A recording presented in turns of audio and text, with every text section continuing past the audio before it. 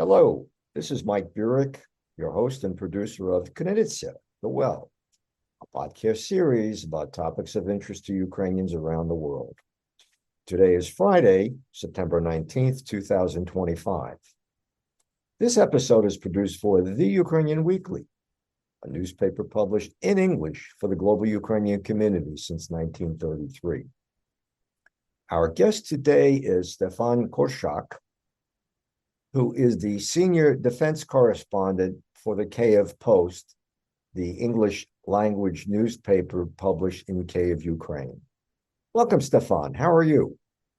Thank you for having me. I'm fine.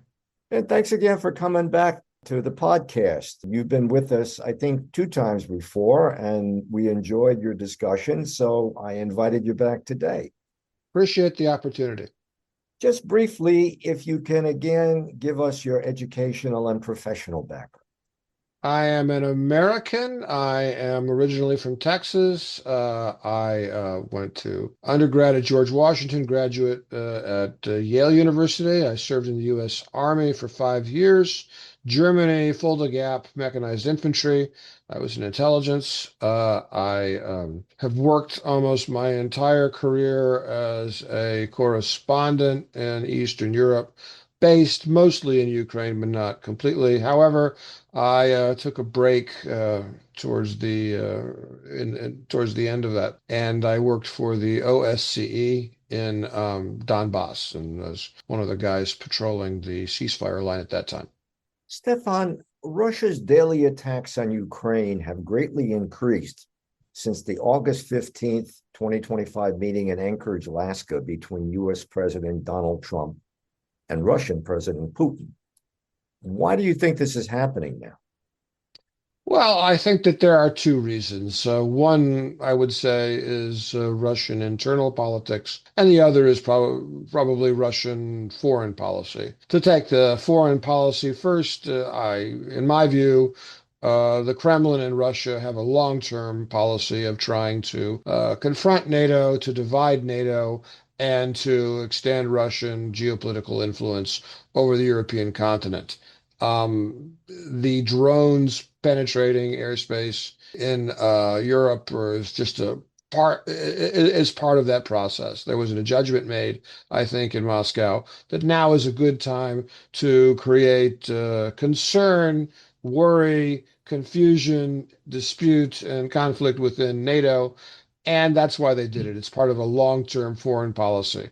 You can sort of fix on different pieces of it depending on what one thinks is important: to frighten the NATO state population, to throw down the gauntlet to the Americans, to show the Ukrainians that Russia isn't afraid. There's a lot of different policy objectives, but it's all together in one process.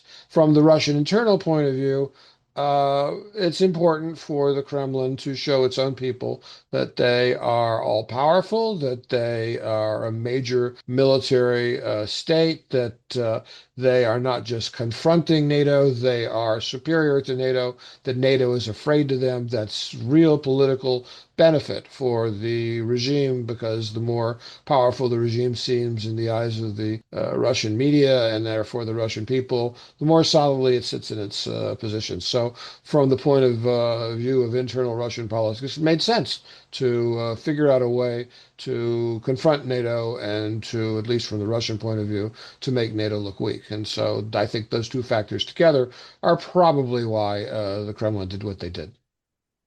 How strong are Ukraine's air defenses at this time? Well, I'm going to give you another sort of like yin yang kind of answer. They are probably, by many standards, some of the strongest air defenses on Earth right now. On the other hand, they're not strong enough. Ukraine has 3 years of experience dealing with the Russian drone and missile threat, and also Russian bombers, by the way. And the Ukrainians, being that they have a lot of advantages when it comes to innovation, they have developed a lot of ways to deal with it, which are not the standard conventional warfare way. And so, in part by trial and error, in part by imagination, in part by just cleverness, they have developed a network of ways to deal with the weaponry that the Russians send. And it is mostly kamikaze drones.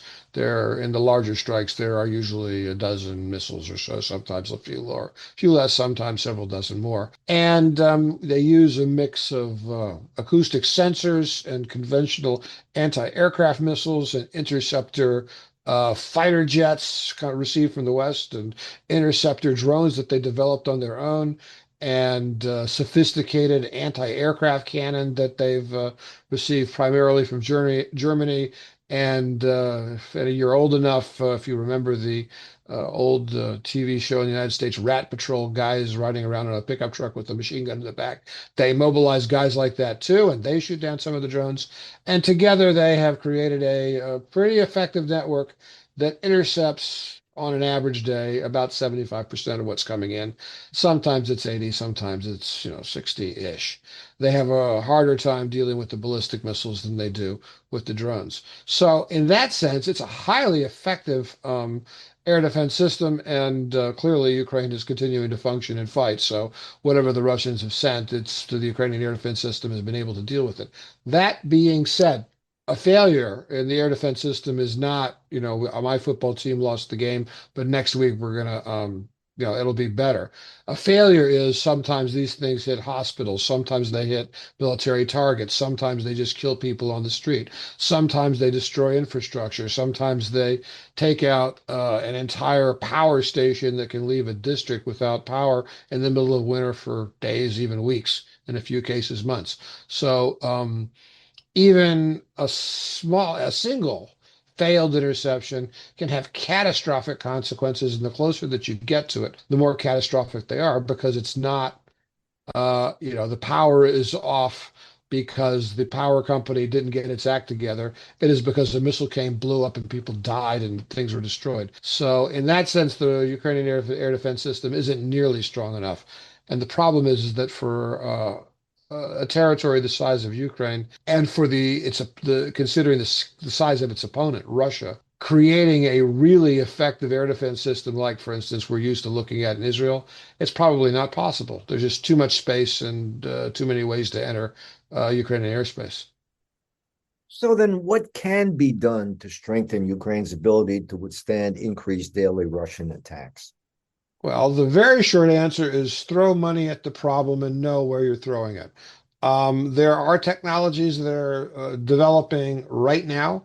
And if you take, for instance, the drones, they are low-flying aircraft that don't move that fast. So, from a technical point of view, the problem is, okay, how do you get something up to that low fly, detect the aircraft, and then you get something to the aircraft to either take it off its course by jamming it or by destroying it, usually by ramming it or sometimes by blowing up something next to it. Well, it's just today, the Ukrainians announced that they are well advanced on anti-drone production, and that their goal is to produce, I think they said 1,000 of these interceptor drones a day, which would, under normal circumstances, be more than able to deal with, let's say, 500 to 1,000 Russian drones coming, let's say, once a week. And the Ukrainians have demonstrated that when they say they intend to produce what seems like a ridiculously large number of drones, in fact, they deliver. They've done that repeatedly throughout the war. So I am inclined to believe that, okay, it seems it's probable that they're going to be able to produce that number of interceptor drones, but the Russians won't stop increasing their production as well. And production is money. So, one simple answer, help the Ukrainians build interceptor drones more and train the people to operate it and put in the communication networks to integrate it into a central command. There are ballistic missiles that are a real threat.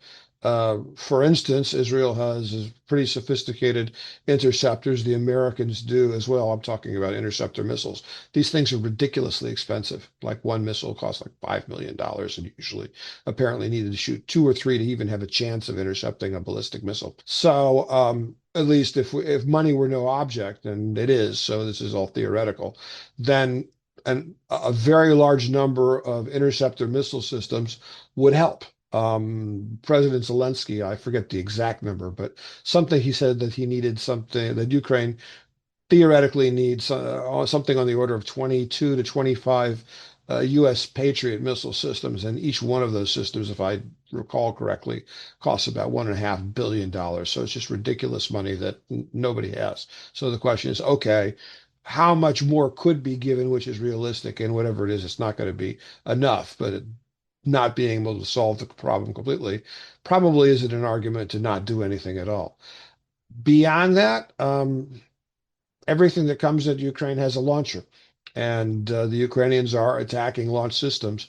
They could benefit by having better weaponry to attack the Russian launch systems. The problem with that is that better weaponry specifically is long-range strike missiles, which historically, not just the Americans, but the Europeans have been very uncomfortable giving to the Ukrainians because of fears of escalation. But from a technical, practical point of view, what do you want to do to help the Ukrainians? Give them more long-range missiles, and they'll attack the Russian launch systems. Question is, how much is realistic? And it really comes down to money more than anything else, I think. What is the significance of the recent Russian drone incursion into Poland's airspace on September 9th, 10th? Well, part of it I've already touched on. I think it's a Russian challenge to NATO and a Russian gesture, if you will, to demonstrate to its friends and its population, and indeed to its rivals, that Russia is a powerful military state that NATO does not have the will to respond to. The other side of that, and again, and now I'm going to be critical of NATO, and there are different points of view about that. So this is mine, is that by failing to respond to this Russian attack, because that's what it was explosive drones that blow up, that kill people. And they went into NATO airspace and they hit things on the ground in NATO territory. And the NATO's failure to respond to that in a truly serious manner is really very significant and bad development from the point of view of European security. The NATO headquarters can talk all they want, but the fact of the matter is that apparently 19 of these Russian drones entered NATO airspace. The NATO managed to shoot down four, and they used ridiculously expensive air-to-air missiles that the Ukrainians wouldn't use because it doesn't make sense from a money point of view. And the fact of the matter is that the Ukrainians routinely shoot down and make successful intercepts 3 or 4 times more than what NATO managed to do in a real war scenario. This is not theoretical war. This is real war. So in any war, at the beginning, people make mistakes. They learn. Peacetime militaries have to adapt. So the fact that NATO didn't perform particularly well compared to the Ukrainians who've been fighting for 3 years, that really isn't an issue, particularly. They're going to learn. There's no question about that. But only if they have a will to learn and a will to take the threat seriously. And what we are seeing from the Ukrainian side is that it seems like NATO's response to the Russian threat is effectively to build up moderately its air defenses on its eastern borders, with the assumption that it's not drones that are coming, but somehow the Russian Air Force, which is senseless. I mean, so there's a really quite a strong NATO air defense presence on the eastern edge of NATO right now. Fighter jets, interceptor missiles, a lot of stuff. But it's really not what you need to stop drones, and it's not really what you need to stop ballistic missiles. So if the goal is to protect NATO airspace, they're making gestures, not real steps. One might even say that they're not learning from the Ukrainians, but the bottom line is they have a responsibility to defend airspace. And from my point of view, it doesn't seem to me like they're taking meaningful steps, at least at this point. And do you think Russia will continue to probe NATO defenses with increased and larger drone attacks? Well, I don't know about larger, but continued, I can't see how they wouldn't do it. The only qualification being that if the Russians were to judge that they might achieve their move towards their goals, let's say by interfering with NATO shipping or interfering with NATO communications, for instance, the fiber optic cables that go across the Baltic, by, I don't know, supporting an opposition political parties in any number of in any number of NATO nations. All of this takes time and resources and organization and planning from the Russian point of view. It's not as if they can do everything that they want to do to make things difficult for their adversaries. So I'm not sure that it's absolutely must follow that there will be more drones tomorrow. Maybe there will, maybe there won't, depending on what they judge. But the potential is there. There is no question in pretty much anybody's mind that looks at these things here in Ukraine that from the Russian point of view, what they did was they conducted a successful reconnaissance drone operation over NATO territory. From the Ukrainian perspective, the Russian tactics they've been established for quite a while. It's not easy to conceal. And typically what they do if they are planning a big strike is that they send a small number of drones a day, a week before to into the area where they are expected to attack to trigger the air defenses, to see where the air defenses are, to determine what routes might be best for them to send their drones in. And once they have gathered that intelligence, they make a strike. I'm not saying that this drone reconnaissance activity in NATO territory necessarily means that a big strike is coming, but it was absolutely exactly the same as what the Russians do when they're preparing to make a big strike in Ukraine. It was identical. So, what's NATO doing about that? I don't know, but they have better intelligence on how NATO air defense works than they did, let's say, 2 weeks ago. There's no question of that. Stefan, we're just about out of time, but I do have a final question. I understand you have a new book coming out in the next couple of months. Well, thank you for asking. I do. It's with a fellow author. He works with the Dupuy Institute. His name is Chris Edwards, and it's a straight on military history of the siege of Mariupol. For those of you who might not be aware, there was a pretty dramatic siege fought between Russian and Ukrainian forces at the start of the war, roughly from the very first days of the war till towards the latter part of May. And in some senses, it was an epic siege. A small force defending against a big force. And we just researched closely how the siege developed, what kind of people were involved, their stories. So if you're, our hope is that readers of military history would be interested to look at it. It's called The Siege of Mariupol. It's Sword and Pen is the publisher. We have a publication date, but we're watching to see when exactly they'll come out. But in any case, if someone out there is interested in looking at the book, then hopefully it might be possible to read it around Christmas time. At least that's our hope. Great. We look forward to seeing it. Stefan, thank you so much for joining us today on Krynytsia. It's been a pleasure. Thank you for having me. I have been speaking with Stefan Korshak, who is the senior defense correspondent with the Kyiv Post in Kyiv, Ukraine. This episode of Krynytsia has been produced for the Ukrainian Weekly, a newspaper published in English for the global Ukrainian community since 1933. And I'm Mike Burek, your host and producer of Krynytsia. Until next time, that's all for now.